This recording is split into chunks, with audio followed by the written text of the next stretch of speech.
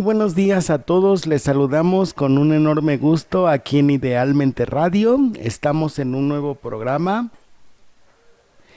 en este maravillosísimo miércoles 29 de septiembre de 2021. Espero que les esté yendo de maravilla y que me estén escuchando perfectamente. Les saludamos enormemente, les mandamos un abrazo. Yo soy Francisco Granados, locutor y conductor de este segmento, y el día de hoy vamos a tener un programa muy interesante, como casi siempre sucede.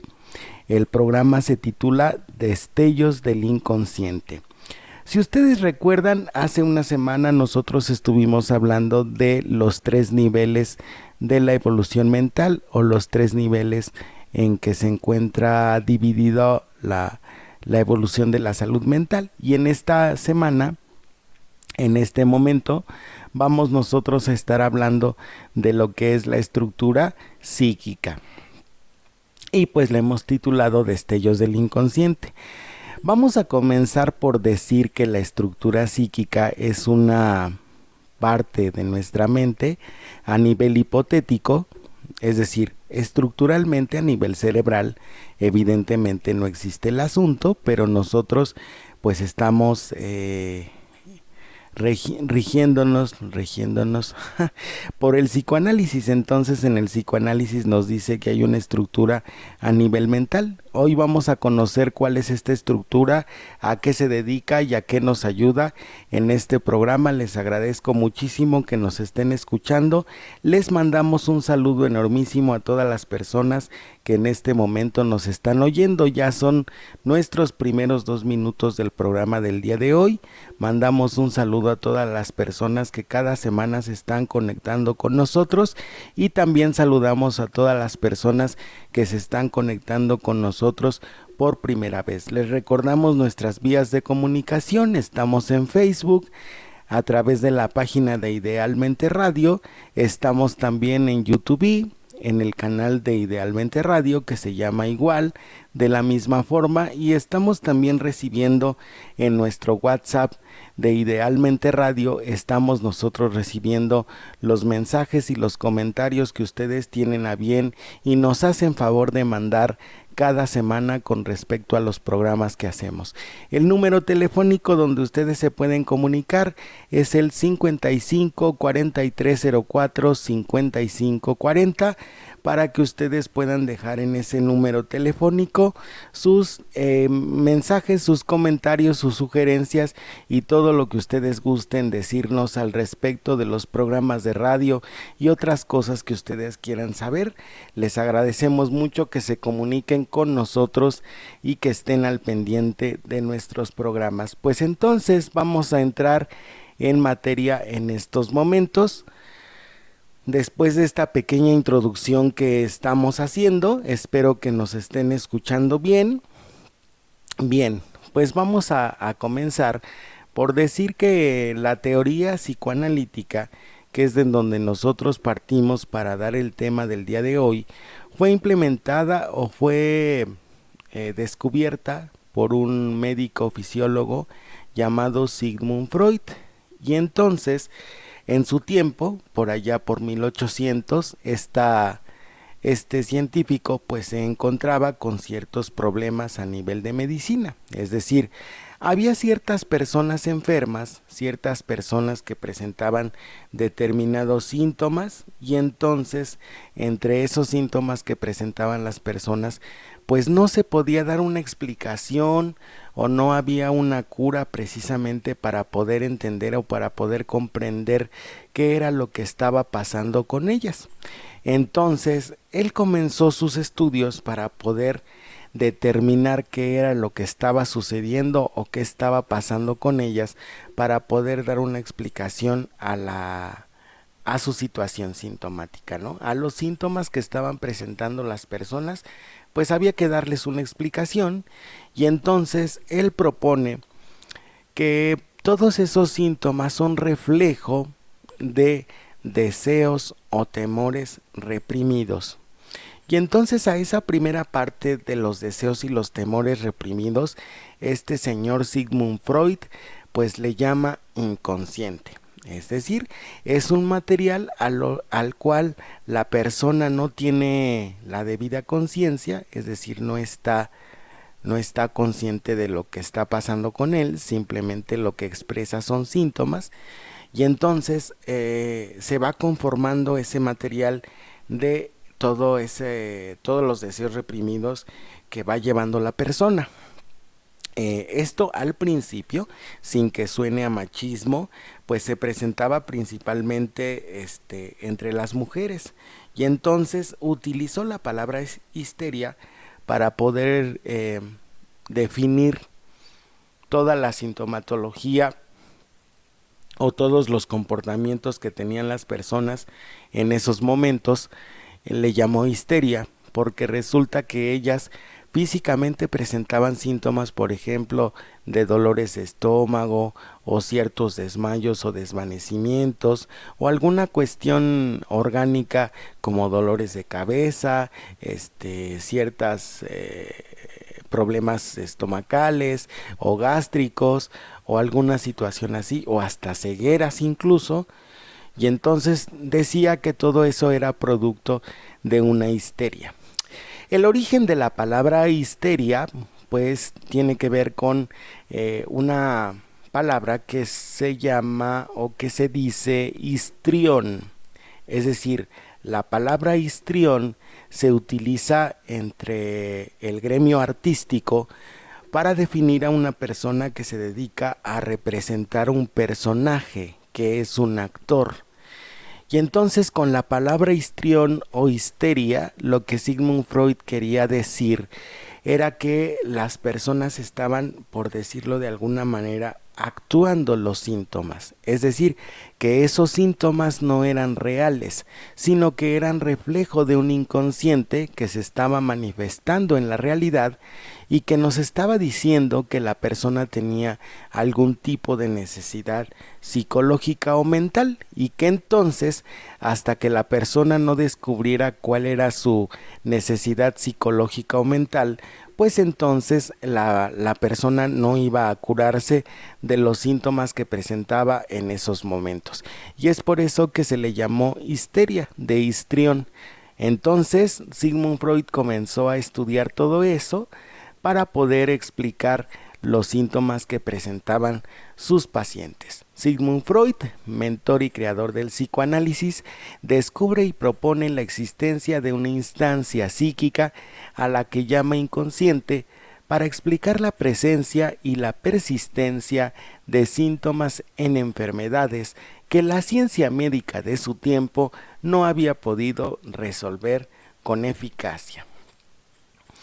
Otra de las instancias u otra de las consignas que Sigmund Freud va descubriendo con el tiempo, con los estudios que va realizando, es que menciona que es ahí, o descubre que es ahí donde se encuentran almacenados los deseos y los temores de una persona, y que estos recuerdos, al ser deformados o transformados, influyen en la conducta, creando en ellas necesidades que de una u otra manera buscan ser satisfechas.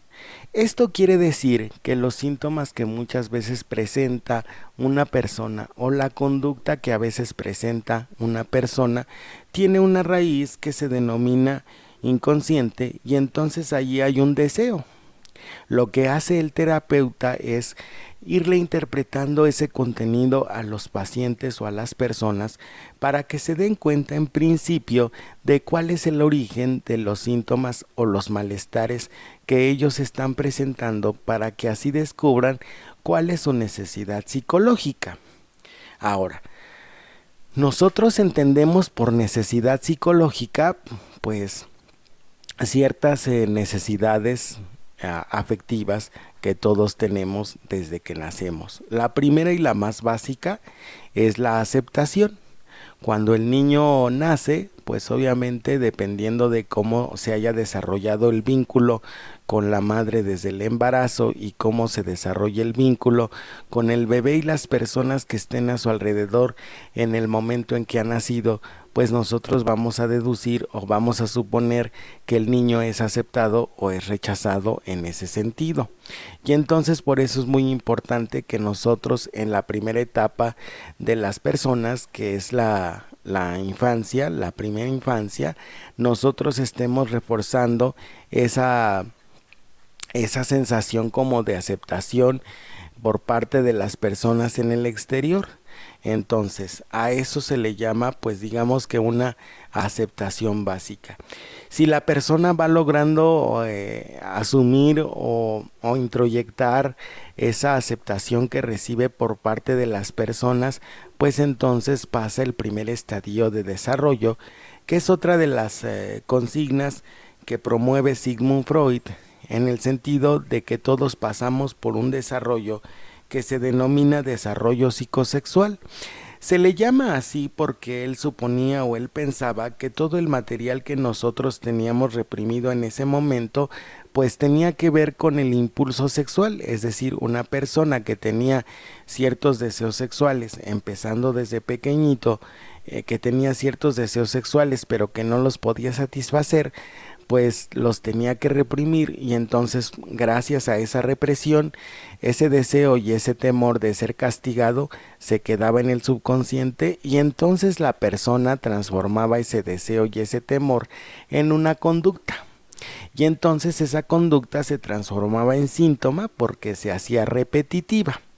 Y entonces él decía, bueno, la persona que no va atravesando adecuada y correctamente su desarrollo psicológico normal, pues se queda como fijado, como estancado, como estacionado en esa etapa, y entonces cuando es adulto, pues todas las conductas que va realizando a lo largo de su existencia, pues van a tener que ver con todo ese material inconsciente que tiene guardado y almacenado. Es por esto que muchas de las ocasiones nosotros no nos podemos explicar, pues digamos que de una forma lógica, ciertas conductas que las personas van teniendo, ¿no? Como por ejemplo, a veces las personas entran en conflicto entre lo que es la razón y entre lo que es la emoción, y entonces pensemos en una relación de pareja que a todas luces es muy dependiente, muy agresiva, muy lastimosa, muy dañina, pero resulta que las personas pues obviamente no pueden cortar con esa relación, y pues se pasan todo el tiempo así como que tratando de justificar el asunto, y pues dicen, bueno, pues es que yo lo amo o yo la amo, y entonces es que él tiene todo lo que yo necesito, pero resulta que por ese detalle pues ya no es la pareja perfecta, ya no es el hombre perfecto, y entonces a pesar de que sabemos que nos daña, que nos lastima, que no nos conviene, que no es sano el asunto, pues no podemos cortar. Y esto se debe a que el inconsciente es quien nos mantiene enganchados. Ajá. Solamente que nosotros, como no tenemos un trabajo en psicoterapia profundo, pues obviamente nosotros no nos damos cuenta de la situación y suponemos y pensamos que esto es una conducta total y absolutamente normal, cuando evidentemente pues no es así, ¿verdad? Una persona, por ejemplo, que sabes que te daña, que te maltrata, que no te atiende o que no te ama, y que tú sigas obviamente ahí, pues ya no es tan sano el asunto, pero tú necesitas descubrir por qué estás enganchado ahí. Y una de las instancias es que hay un inconsciente, y otro de los asuntos es que tienes que ver dónde está tu desarrollo. Para los terapeutas o para las personas que acudan a un terapeuta, pues a veces ya lleva la gente así como una idea preconcebida de que el psicólogo te va a preguntar sobre tu historia, sobre tu infancia, te va a hacer un montón de preguntas al respecto de cómo creciste, cómo te llevas con fulano, sutano, mengano, etcétera, y en base a eso pues te va a dar un diagnóstico. Esto pues obviamente en parte es cierto, solamente para los terapeutas que manejan esta perspectiva que se llama psicoanalítica, en donde pues nosotros obviamente, como su nombre indica, vamos a analizar toda la parte interior, toda la parte psicológica emocional, ¿no? Y entonces por eso es que a veces la gente va pensando o va suponiendo que hay una infancia. Otra de las instancias que nosotros revisamos es precisamente cómo te desarrollaste o cómo te vas desarrollando en ese sentido. ¿En dónde te quedaste así como dijéramos, en dónde estás fijado? Por ejemplo, si buscas demasiado la aceptación o buscas demasiado el reconocimiento, te enojas cuando a veces no te dan los aplausos, no valoran tus esfuerzos, no reconocen tus sacrificios, estás enojado porque pues nadie piensa en ti, sino que nada más están pensando en ellos mismos. A veces pues pierdes la brújula y entonces ya no sabes en qué etapa o en qué parte o en qué asunto de la vida de la otra persona estás, y entonces ya no tienes una identidad, no sabes quién eres, no tienes una autoestima sólida, no hay un autoconcepto como tal. Pues todos esos son síntomas de que hay un inconsciente que está dominando tu existencia y tú debes conocer obviamente cómo trabaja, o por lo menos esa es la consigna que con la que yo trabajo, de que todos nosotros tenemos que saber cómo trabaja nuestro inconsciente, en qué parte de nuestro desarrollo estamos fijados, para que nosotros vayamos dándonos cuenta. Aquí los teóricos y los expertos con respecto a este asunto, pues nos mencionan que pues pareciera ser que es como imposible que haya un material afectivo del que la persona pues no tenga conciencia, ¿no? ¿Cómo es posible que nosotros, siendo tan inteligentes, teniendo tanta preparación, sabiendo tantas cosas al respecto de la ciencia, del mundo y de las personas, pues no sepamos cómo relacionarnos o haya un material al cual nosotros no tengamos acceso? Y nos dicen que bueno, pues esto es precisamente porque nosotros generalmente en principio no observamos cuáles son nuestras conductas, ni tampoco definimos con claridad cuáles son nuestros deseos, y entonces eso va haciendo que pues nosotros vayamos por la vida sin darnos cuenta o teniendo una percepción desarrollada de lo que somos nosotros mismos. Y entonces estos expertos que ya les había mencionado la vez pasada, los vamos a repetir para que ustedes no tengan duda. Estamos basándonos en el libro de Amadeo Sensini y Alejandro Manenti, Psicología y Formación, Estructuras y Dinamismos, y aquí nos da una serie de definiciones al respecto de lo que es la estructura a nivel mental. Cuando yo estuve estudiando psicología hace muchísimos años ya, pues nos enseñaban tres elementos muy importantes. La estructura mental tenía una conciencia, tenía una inconsciencia y también tenía una serie de mecanismos de defensa que influían en las personas. Y entonces, en base a eso, nosotros íbamos deduciendo cuál era la estructura de las personas. Y entonces decimos que se le llamaba inconsciencia a esa parte de nuestro mundo interno que es consecuencia de la interacción con los demás. Y entonces son recuerdos, sobre todo lo definen también como recuerdos, y tiene varias interacciones el inconsciente. Vamos a ver, por ejemplo, una de las interacciones que tiene el inconsciente son los actos fallidos. Los actos fallidos son, por ejemplo, expresiones que dan a entender o tu deseo o tu temor, que son frases con las que tú te equivocas. Es como que tú estás pensando en Pedrito y estás con Juanito, ¿no? Y entonces, pues resulta que Juanito es el novio en turno y tú, en lugar de decirle Juanito, pues le dices Pedrito. Y entonces, pues esta equivocación, aparte de que va a generar un problema muy grande en la pareja, pues se le llama en psicología acto fallido. Son cosas que nosotros racionalmente no queríamos decir ni queríamos expresar, pero que inconscientemente pues decimos, ¿no? Entonces a eso se le llama acto fallido. ¿sí? Otra definición u otro concepto son los lapsus, que es casi lo mismo, son como errores que tú cometes, haces una cosa por otra, dices una cosa por otra,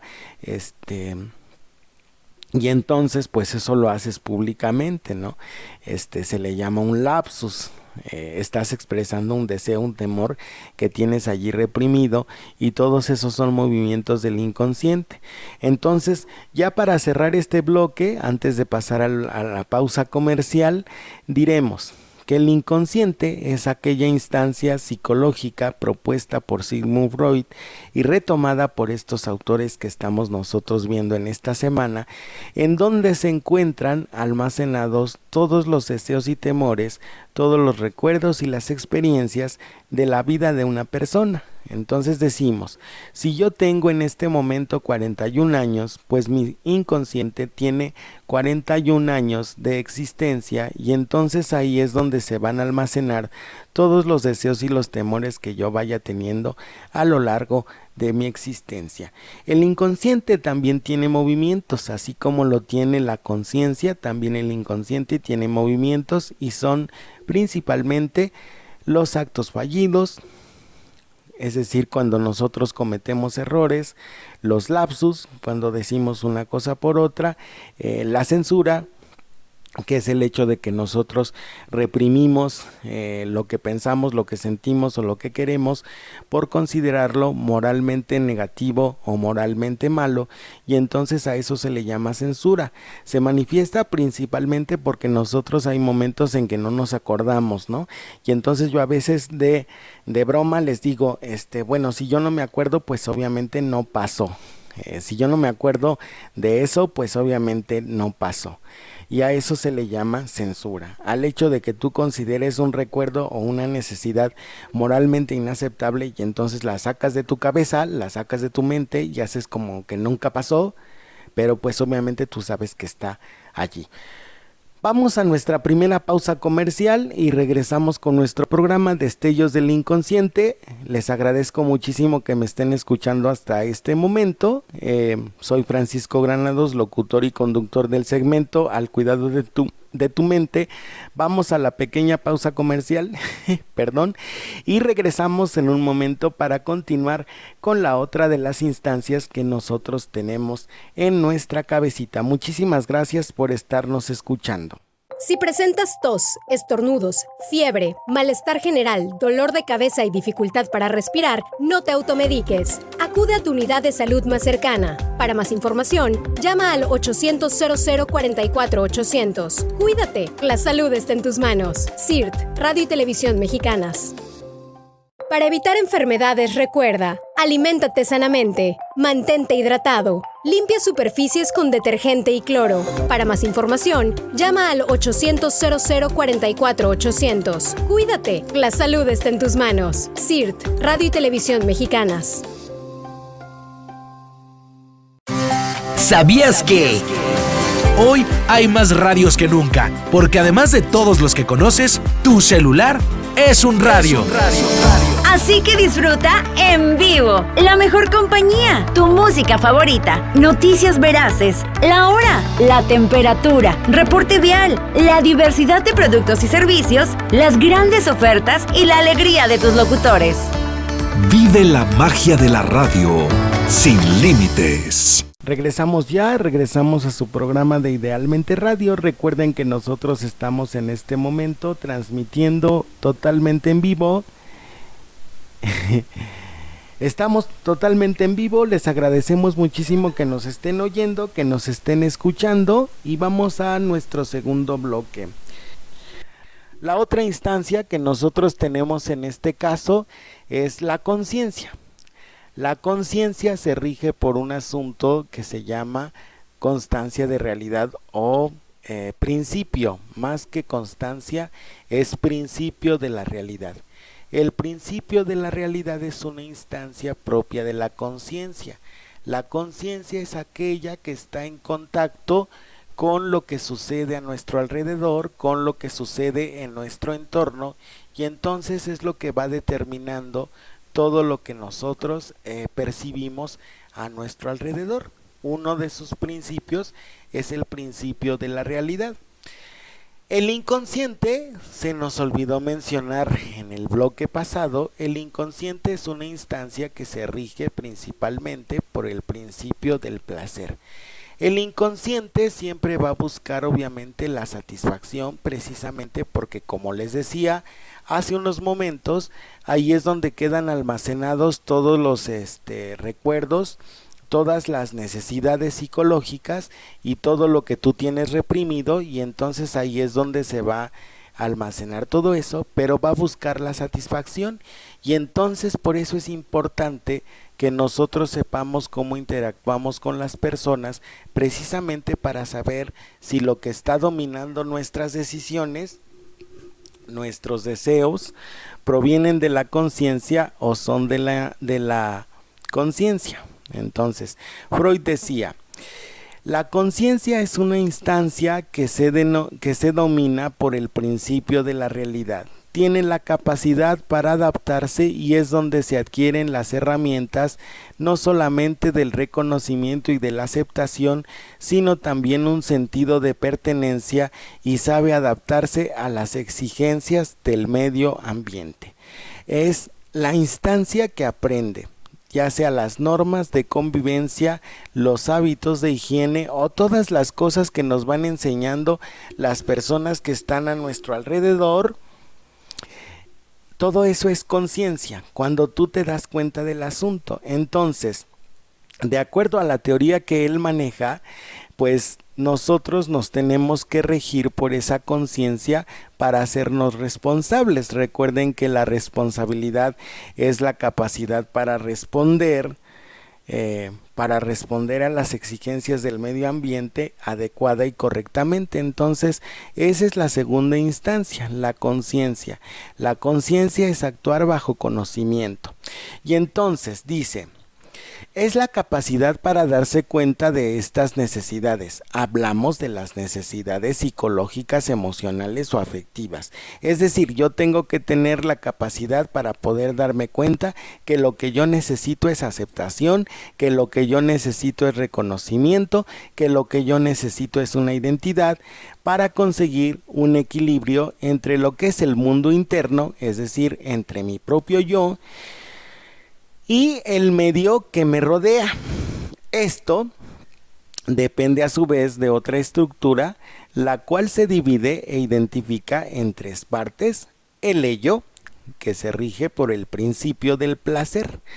El principio del placer se rige también por el instinto de supervivencia. Entonces nosotros a veces conocemos en la vida a personas que son exageradamente primitivas, y entonces pareciera ser que todo lo que ellos quieren o todo lo que ellos necesitan, ya me escucho mucho mejor, todo lo que ellos quieren y todo lo que ellos necesitan pues tiene que ver con la satisfacción de sus necesidades. Siempre quieren comer, y cuando son adultos siempre quieren hablar o son muy demandantes. Esto significa que la persona no creció con el afecto suficiente, y entonces, como no creció con el afecto suficiente, lo que hace cuando es adulto pues es hacerse muy demandante o hacerse muy dependiente o hacerse muy exigente con las personas que están a su alrededor, porque precisamente no hubo una individualización. Es decir, la individualización se da en el momento en que la persona se siente aceptada por el mundo, y entonces cuando tienes una persona en tu vida que es exageradamente primitiva, que no entiende razones, que es exageradamente concreta, que lo único que le importa es satisfacer sus propias necesidades, pues aparte de que estamos hablando en el nivel en el primer nivel del desarrollo mental que nosotros vimos en el programa pasado, perdón, pues también estamos hablando de que es una persona que se rige siempre por el principio del placer. Lo único que necesita o lo único que busca es la satisfacción. Y a todo eso que les acabo de decir se le llama ello. ¿Por qué le puso así este fulano? La verdad no sé. Lo voy a investigar y próximamente les voy a decir qué onda con eso, ¿no? ¿Por qué le puso ello? El segundo de la estructura es el yo, que se comanda por el principio de la realidad. ¿Cuál es el principio de la realidad? Darme cuenta que no solamente cuento yo y mis necesidades, sino que también vivo en un entorno al cual conviene que yo me adapte precisamente para conseguir un equilibrio emocional, mental, psicológico y social. Para aquellas personas que dicen en algunos momentos o en algunas circunstancias, ¿sabes qué? Pues lo único que cuenta es lo que tú quieres y la sociedad no importa y la sociedad me vale, pues obviamente están razonando de una forma exageradamente primitiva y muy rudimentaria. Lejos de expresar o manifestar una salud mental, pues lo que están manifestando es lo que se denomina un infantilismo, ¿no? Que luego se traduce en un trastorno que en algunas personas se denomina síndrome del Peter Pan. Yo antes, cuando escuché al principio este síndrome, yo decía, ¿y eso qué? O sea, eso es una locura, eso no puede ser, ¿no? Todo tiene que ser clínico, etcétera. Pero no es así, o sea, sí existe el síndrome del Peter Pan, y el síndrome del Peter Pan no es otra cosa más que esa negación absoluta, total y arbitraria para crecer. Y al crecimiento nos estamos refiriendo a esa capacidad precisamente para responder a las exigencias de nuestro medio ambiente y tal, ¿no? Entonces, cuando tú no tienes conciencia de cómo se mueve tu cabecita o de cómo se mueve tu mente, pues por eso tienes conflictos emocionales, porque tú no te estás dando cuenta que las relaciones que estás estableciendo a lo largo de tu existencia son infantiles. Es decir, tú buscas una pareja, buscas una persona que satisfaga tus necesidades de aceptación o X cosa, y entonces por eso hay relaciones dependientes o relaciones dominantes o relaciones donde nadie sabe ni para dónde vamos, ¿no? Porque lo que estás buscando es una satisfacción que proviene del ello. Y luego la otra instancia, sí, después de todo este, ¿cómo se dice? Discurso. Luego viene la otra instancia, que es el superyo. El superyo es una instancia en donde se almacena el código moral de una persona. ¿Qué es el código moral? Pues aquellos principios éticos y morales por los cuales una persona se va a regir. En palabras comunes, en palabras comunes quiere decir que nosotros vamos a asumir qué es bueno y qué es malo para nuestra vida, partiendo de lo que hemos recibido, no solamente del entorno, sino de aquello que también nosotros hemos introyectado. Recuerden que introyectar es la capacidad para hacer propio. Por ejemplo, hay personas que, cuando yo les pregunto, hablando desde el ámbito espiritual, yo siempre ando de preguntón, siempre, y entonces yo les digo a las personas, a ver, pero tú ¿por qué crees en esas cosas? Por ejemplo, en las mandas, o en las limpias, o en las procesiones, o en lo que sea, ¿no? ¿Por qué tienes que hacerlo? Y entonces a mí me contestan, no, pues es que a mí me lo enseñó mi abuelita, mi abuelito, desde hace muchísimos años, y entonces ya es una tradición que nosotros lo hagamos. O sea, no tenemos conciencia ni por qué ni para qué nos va a servir lo que hacemos, pero lo hacemos. Y entonces a ese proceso se le llama introyección. Algo que te enseñan de afuera, que tú haces propio y que asumes tuyo, y que entonces influye en tu conducta. Y a esa parte moral, ética, que te dice lo que es bueno y lo que es malo, se le llama superyo.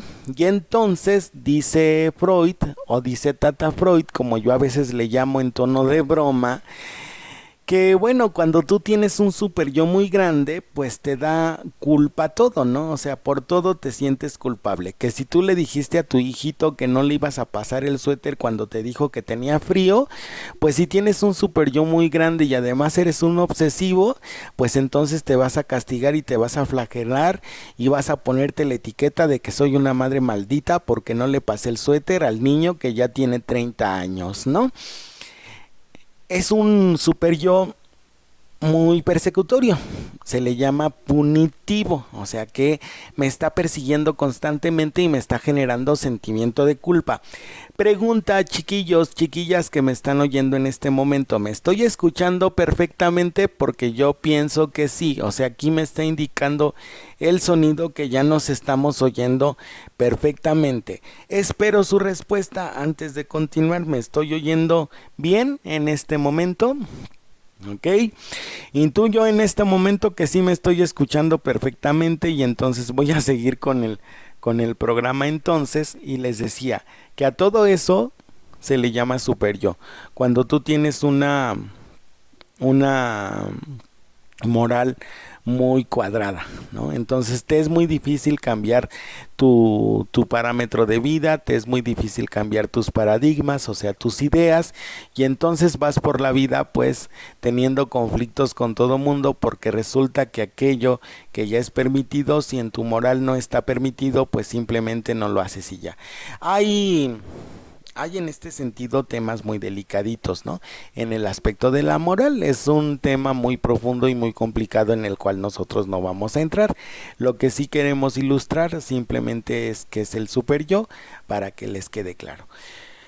Y entonces decía Sigmund Freud en otra de los asuntos, que cuando hay un conflicto emocional se debe a que el yo entra en pleito con las exigencias del ello y con las exigencias del super yo. Es decir, por ejemplo, ¿cuál es una instancia o cuál es un constructo moralmente aceptable para unos e inaceptable para otros? Bueno, pues decimos, a ver, tenemos a una persona que tiene una relación extramarital, es decir, está casado y entonces tiene a su amante, ¿no? ¿Cuál es el conflicto allí? Pues el conflicto allí es que el ello le está demandando la satisfacción de su impulso sexual, y a lo mejor, como tiene problemas matrimoniales, en vez de hablar de los problemas matrimoniales, lo que hace es buscarse a otra persona que le satisfaga esas necesidades sexuales. Pero resulta que él sabe que es moralmente inaceptable tener una pareja extramatrimonial, y entonces empieza a sentir que está haciéndole fiel a su esposo, a su esposa, y entonces empieza a entrar en conflicto y no sabe qué hacer, ¿no? Tenemos allí las dos instancias. Una es el ello, que le demanda la satisfacción de su impulso sexual, y otra es el super yo, que le indica que esa actitud o esa conducta pues es moralmente inaceptable, y entonces el yo entra en conflicto. Es como decir, ¿y ahora qué hago? ¿A quién le hago caso? Entonces ahí es donde nosotros tenemos que utilizar la conciencia, es decir, el conocimiento, y tenemos que utilizar herramientas como la capacidad de juicio, tenemos que utilizar herramientas como el control de los impulsos, y tenemos que utilizar herramientas como la tolerancia a la frustración, la competencia y la supremacía para tomar decisiones correctas. Ya les estoy hablando yo de funciones internas. Entonces decimos, a ver, cuando una persona te es infiel, tú tienes que analizar todos estos aspectos, es decir, ¿cuál es la necesidad psicológica o mental que está motivando la conducta del sujeto? No solamente puedes sacar una conclusión. Es como si tú quisieras levantar una mesa con solamente una pata, ¿no? Pues obviamente para que la mesa esté en equilibrio tú tienes que utilizar las 4 patas en ese aspecto. Y entonces cuando tú no utilizas las 4 patas de tu mente, es decir, las mecanismos de defensa correctos, las funciones internas correctas, el equilibrio entre la estructura psicológica, el ello, el yo y el super yo, y también el manejo del inconsciente o de la conciencia, pues obviamente tú tienes problemas emocionales. Por eso es muy importante que nosotros en el proceso de la terapia, por lo menos los psicólogos, manejemos todas estas instancias y que hagamos que al paciente le queden claras todas estas instancias para que él pueda entender cómo funciona su mente, cómo funciona su cuerpo y entonces pueda tomar una decisión correcta. Por eso es necesario y por eso nos pareció importante que la segunda parte del programa de los niveles de la conciencia fuera precisamente explicarles toda esta estructura para que ustedes la vayan meditando y la vayan identificando en sus conductas o en sus acciones que tienen todos los días, porque todos los días el inconsciente, la conciencia y también el ello, el yo y el super yo se manifiestan en nosotros todos los días. Por ejemplo, cuando nosotros decimos, bueno, no quiero comer pechuga empanizada, lo que quiero comer es una ensalada, porque sabes que estoy a dieta, entonces no me está permitido comer la pechuga empanizada porque voy a engordar. Esa ya es una represión que viene del super yo. Y el ello que te va a decir, pues no te preocupes, tú cómete la pechuga empanizada, no hay problema, no vas a engordar mucho, ¿no? No vas a engordar nada, tú tranquilo, tú tranquila, ¿sí? Eso es el ello. Eso es el ello. ¿Y en dónde están? Pues obviamente en tus pensamientos, en tus sentimientos, en tus actitudes. Ahora, ¿qué vas a buscar o qué quieres lograr con hacer la dieta? Pues quieres mejorar tu autoestima, quieres mejorar tu autoconcepto, quieres mejorar tu apariencia y tener una mejor identidad. Ya eso es una necesidad a nivel psicológico. Ahí ya tenemos la conciencia y tenemos el inconsciente. Es decir, si tú haces la dieta para que los demás te acepten, para que los demás te vean bonito, te vean guapo, te vean super papi y no por salud, pues lo estás haciendo inconscientemente. Pero si tú haces la dieta por situaciones de salud, por equilibrio de tu cuerpo, por tu propio bienestar, porque te hace a ti feliz, porque no tienes conflicto con tu cuerpo, sino quieres cuidar tu salud, ahí tenemos la parte de la conciencia. Y entonces, cuando una persona entra a terapia, pues entra porque no sabe hacer un discernimiento correcto de todas estas instancias y entonces los mecanismos de defensa que utiliza pues no son los correctos. ¿Sale? Vamos a una pausa comercial, a nuestra segunda pausa comercial. Espero que ya se hayan acabado los problemas de sonido con esto. Siempre la cabina nos hace el pancho. Y regresamos. Recuerden que yo soy Francisco Granados, locutor y conductor de este segmento Al Cuidado de tu Mente. Les recuerdo las vías de comunicación. En Facebook y en YouTube estamos como Idealmente Radio y estamos recibiendo mensajes en el WhatsApp 5543 04 55 40. Les agradezco enormemente que me estén escuchando. Regresamos en un momento para continuar con nuestro programa. Si presentas tos, estornudos, fiebre, malestar general, dolor de cabeza y dificultad para respirar, no te automediques. Acude a tu unidad de salud más cercana. Para más información, llama al 800-0044-800. Cuídate, la salud está en tus manos. CIRT, Radio y Televisión Mexicanas. Para evitar enfermedades, recuerda, aliméntate sanamente, mantente hidratado, limpia superficies con detergente y cloro. Para más información, llama al 800-0044-800. Cuídate, la salud está en tus manos. CIRT, Radio y Televisión Mexicanas.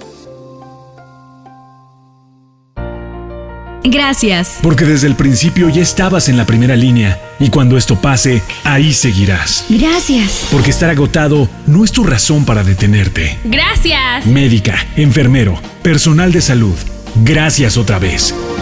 Más allá del aplauso, la gratitud y el respeto, México te debe la vida. CIRT, Radio y Televisión Mexicanas. Unidos somos uno, un solo México. Ok, regresamos ya a nuestro programa de Idealmente Radio, Al Cuidado de tu Mente. Les agradezco muchísimo que me estén oyendo en estos momentos. Soy Francisco Granados, locutor y conductor de este segmento, y el día de hoy estamos hablando de Destellos del Inconsciente, que es un programa que el objetivo que tiene es explicar cuál es la estructura psicológica de nuestra mente, por lo menos desde la parte psicoanalítica, que es la que nosotros nos basamos para dar la terapia, y estábamos hablando primero del inconsciente, cuál es el objetivo del inconsciente en el primer bloque, y en este segundo bloque estuvimos hablando de lo que es la conciencia, como también de otra estructura que es muy necesaria, que es el ello, principio del placer, el yo, principio de la realidad, y el superyo, el código moral por el cual se rige una persona, y cómo era la interacción entre estas instancias a nivel psicológico. ¿De acuerdo? Entonces, si no tienen en este momento ustedes como radioescuchas alguna duda al respecto de lo que nosotros estamos hablando en este tercer y último bloque, vamos a hablar de otro aspecto muy importante. El primero de ellos son los mecanismos de defensa, y el segundo son las funciones internas o psicológicas que nosotros tenemos que desarrollar a lo largo de la existencia. Y para cerrar el programa, nosotros tenemos que decir que todas estas instancias a nivel psicológico que interactúan con nosotros desde que nacemos hasta que morimos son importantes para que nosotros nos vayamos dando cuenta de cómo es que nosotros nos relacionamos con los demás y de cómo es que nosotros tomamos las decisiones a veces cuando elegimos compartir nuestra vida con alguien románticamente, cuando elegimos un trabajo, cuando elegimos una escuela, cuando elegimos a los amigos.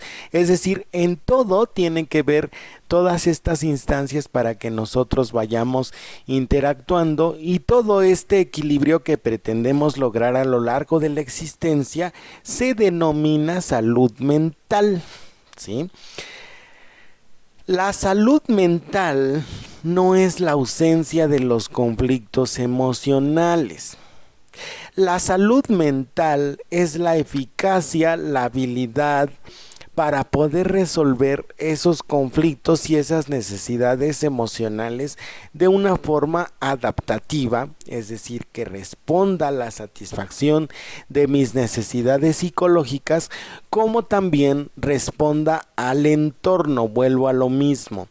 Si tú eres de aquellas personas que piensa o supone, imagina, deduce, intuye y afirma que lo único que importa es lo que tú piensas o sientes, pues déjame decirte que no tenemos nosotros salud mental, por lo menos desde la perspectiva o desde el asunto que yo utilizo para la terapia, porque tiene que haber un equilibrio entre tú y el ambiente, ¿sale? Siempre. Ajá. Entonces, ahora, entrando en materia, nosotros tenemos una serie de estrategias para resolver el asunto de la ansiedad que se llaman mecanismos de defensa. Yo hace tiempo hice una escalerita de mecanismos de defensa, y para todos los que estén interesados en esa escalerita de mecanismos de defensa se las podemos mandar.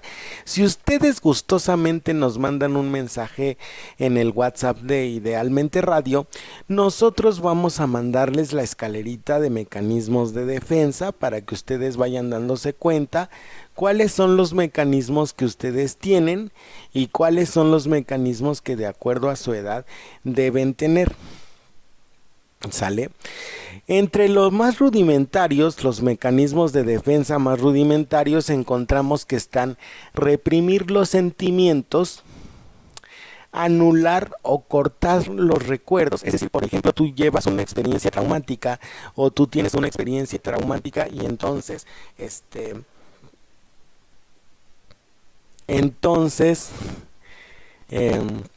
anulas ese recuerdo precisamente porque pues no te gusta recordarlo, y por eso se llama anulación. Ajá.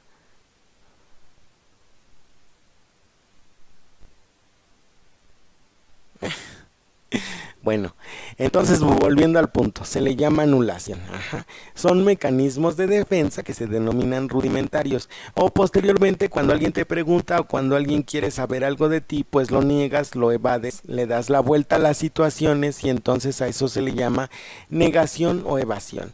Es el primer nivel del desarrollo psicológico, es el nivel de una persona dependiente. Por eso precisamente nosotros en este caso, a ver, permítanme tantito. Voy a regresar al tema porque ya me está comiendo ahorita el tiempo. Entonces, en el segundo nivel de desarrollo de los mecanismos de defensa tenemos que, tú tienes que proyectar todos esos sentimientos positivos o negativos que tenemos nosotros, pues nosotros los proyectamos, ajá, se le llama proyección. Luego es el desplazamiento, que es como dice el dicho, no busco quién me la hizo, sino quién me la pague, y a veces nosotros pues damos explicaciones de nuestra conducta o de nuestros pensamientos o sentimientos, y a eso se le llama justificar, cuando no existe una conexión entre los pensamientos o los sentimientos, entonces nosotros decimos que es una racionalización, ¿de acuerdo? Entonces, de acuerdo a esa cuestión de la racionalización, también nosotros hacemos una desconexión entre los sentimientos y los pensamientos, como por ejemplo cuando sufrimos un duelo, nosotros decimos lógicamente, bueno, pues no te preocupes, es un duelo, no pasa nada, todos nos vamos a morir en algún momento, y entonces con esto pues obviamente estamos solamente racionalizando el asunto, pero pues como que no hay una conexión entre los sentimientos que deberíamos tener, y entonces por eso hay personas que cuando dicen, bueno, es que por ejemplo, es que fíjate que se murió alguien importante de tu vida y tú lo estás tomando como si me estuvieras hablando del clima, ¿no? Entonces eso no es normal, ¿sí? Entonces a eso se le llama racionalización. Y el tercer nivel de desarrollo de los mecanismos de defensa, pues tienen que ser obviamente los más adaptativos. Tenemos que a veces somatizas muchas de las cosas que tú no dices, que tú no expresas a nivel emocional, pues si las expresa tu cuerpo, te enfermas de las gastritis, te enfermas de la cabeza, te enfermas del estómago, te enfermas de los ojos, te enfermas de cualquier parte del cuerpo, y entonces te van a hacer estudios y pues tú descubres que no tienes absolutamente nada, porque a pesar de que presentas los síntomas, pues no hay nada, y a eso se le llama somatización. Cuando hay una simbolización, pues nosotros pasamos el sentimiento afectivo a un objeto. Por ejemplo, yo tengo una Biblia que me regaló mi papá. Antes de que falleciera, mi papá me regaló una Biblia, y entonces esa Biblia para mí representa la presencia de mi papá, aunque físicamente ya no esté. Bueno, a eso se le llama simbolización, que tú escoges un objeto externo, consciente o inconscientemente, le pones afecto. Por ejemplo, yo tengo fotos de Celina ya no está, ya está muerta, pero viendo las fotos yo la recuerdo y yo la tengo presente. Eso es simbolizar. Intelectualizar es lograr un equilibrio entre lo que son pensamientos, sentimientos y actitudes, que tú mismo estés en armonía, ¿sale? A eso se le llama intelectualización. Y finalmente, el mecanismo de defensa más alto que todo mundo debe tener es la sublimación, que es la capacidad para tener, para transformar situaciones adversas que tú hayas vivido en tu vida en una enseñanza, valga la redundancia, vivido en tu vida, ¿no? O sea, ¿qué les pasa? Que hayas transformado esas situaciones que tienes en tu vida en una enseñanza positiva para ti, y entonces de esta manera tú lo transformes en algo que sea benéfico, no solamente para ti, sino para todos los demás. Estos son los escaleritas, es la escalerita de los mecanismos de defensa, y esta es una parte que nosotros tenemos que lograr. La otra parte son las funciones internas, que es la parte que nosotros vamos a hablar en estos momentos, que son 12. Son 12 mecanismos de defensa que tú debes de tener y son 12 funciones internas las que también debes tener para que nosotros podamos decir que tienes una salud mental adecuada y correcta, ¿sale? Entonces, si tú no tienes alguna de esas 12 funciones internas, pues tienes que identificarla y tienes que trabajarla, ¿sí? Las 12 funciones internas son las siguientes. La primera es la prueba de realidad, que tú te des cuenta lo que está pasando a tu alrededor. La segunda es la capacidad de juicio, que tengas la capacidad para discernir lo que te conviene o lo que no te conviene. La número 3 es el sentido de la realidad y de sí mismo, es el autoconcepto, que tú te puedas definir y tiene que ver también con el autoestima, qué tanto te amas, qué tanto te quieres. La otra es la regulación y control de las tendencias, afectos e impulsos. Es el nombre técnico, que es el control de los impulsos. La número 5 son las relaciones objetales, cómo te llevas tú con las personas, el rol que ocupan en tu vida, el lugar que les das en tus afectos, la importancia que tienen de acuerdo al rol que van jugando, el nivel jerárquico de estas relaciones. No es lo mismo hablar de una figura de autoridad que hablar de un amigo, que hablar de un hermano. Cada afecto es diferente y a eso se le llama relaciones objetales. Procesos de pensamiento es la sexta, que sepas distinguir entre la realidad y la fantasía. Por ejemplo, si yo a mi sobrino de 4 años le cuento la historia de Superman, él va a suponer, de acuerdo a su edad, que la historia de Superman es real y que Superman evidentemente existe. Pero yo, que ya soy un adulto de 41 años, voy a darme cuenta que Superman es una ficción, que Superman es una historia ficticia, y no me voy a creer la historia de Superman, ni tampoco voy a tener la necesidad de volar como la que tiene el niño. Esa es la enorme diferencia. Hay adultos que se quedan a nivel de la fantasía y entonces no pasan del romanticismo. Siguen esperando al hombre ideal, a la mujer ideal, ¿sí? Y entonces eso es vivir en la fantasía. ¿Por qué razón? Porque no hay hombre perfecto ni hay mujer perfecta, simplemente hay seres humanos. Pero si tú sigues entrando en conflicto con cada pareja que te encuentras, pues no has madurado en tus procesos de pensamiento y sigues pensando que la historia de Romeo y Julieta es total y absolutamente real. Bien.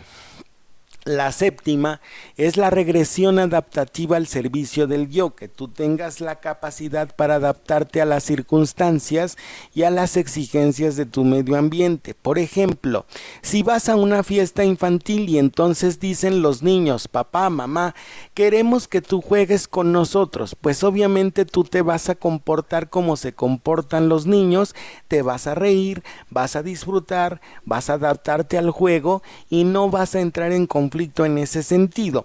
Pero en el momento en que suene tu celular, tú vas a salir del juego. Por eso es una regresión, ¿sí? Vas a salir del juego y vas a contestar con voz de adulto. Pero si estás con los niños, puedes incluso emular una voz infantil y a eso se le llama regresión adaptativa al servicio del yo. Otra función interna es el funcionamiento defensivo, es decir, qué tan eficaz eres para no tomarte personal ciertos asuntos.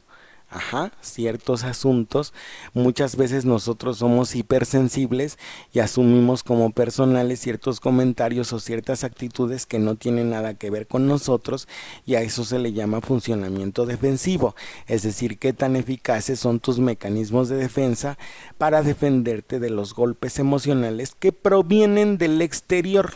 Y lo mismo la barrera de estímulos, que es un escudo que el yo se pone precisamente para no afectarse, para no sentirse o para no lastimarse de lo que sucede a su alrededor. El funcionamiento autónomo es la capacidad para distinguir de dónde viene cada cosa que tú sientes. Por ejemplo, viene un pensamiento o una idea de referencia, tienes que distinguir si es una idea moral, tienes que distinguir si es una idea que busca el placer, o tienes que distinguir si es un asunto que proviene de la realidad.